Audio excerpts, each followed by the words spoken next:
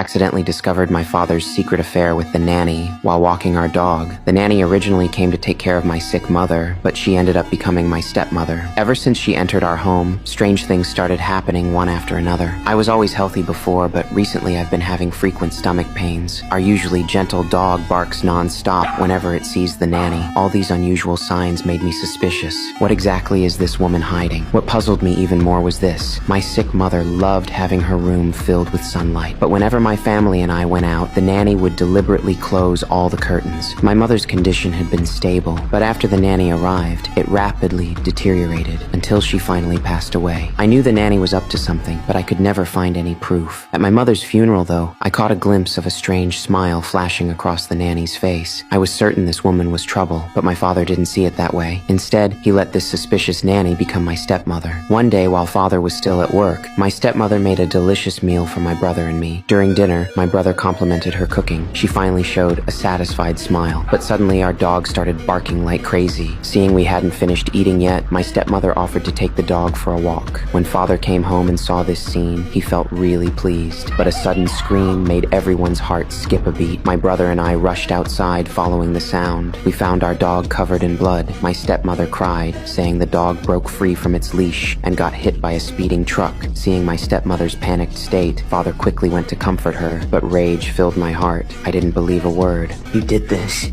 You killed her. Right, that's enough. Like you killed my mom. Nanny, no. Shut up! I finally voiced my suspicions, but before father could stop me, my stomach started hurting severely again. The pain brought me to my knees. They rushed me to the hospital for a complete examination, but the doctors couldn't find anything wrong. Still, I was convinced my stepmother was secretly poisoning me. Father dismissed it completely, thinking I was just paranoid all the time. He said I was acting just like my late uncle who had schizophrenia. That put a weight on my mind. The next day, I searched online for symptoms of schizophrenia, but I didn't feel like anything was wrong with me. I was even more convinced the problem was my stepmother. The next morning, my stepmother brought me a steaming bowl of oatmeal. I sniffed it suspiciously, detecting a strange smell, so I secretly poured the oatmeal into my pencil case and called my friend to meet up. I was planning something important. Then I pretended to finish the oatmeal, grabbed my backpack, and got ready to leave. Where are you going?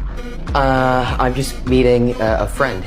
That's when my stepmother noticed my backpack was wet on the outside. I quickly said my water bottle was leaking and hurried out the door. My stepmother stared at the white spots on the floor, her face oddly calm. Meanwhile, I met up with my friend, begging him to lend me $300 to test if there was poison in the oatmeal. But my friend didn't understand either, thinking I was just paranoid because I'd lost my mother. In my frustration, I tried to show him the oatmeal, but accidentally spilled the evidence. Anger made me yell at my friend. He got scared and ran away. I went home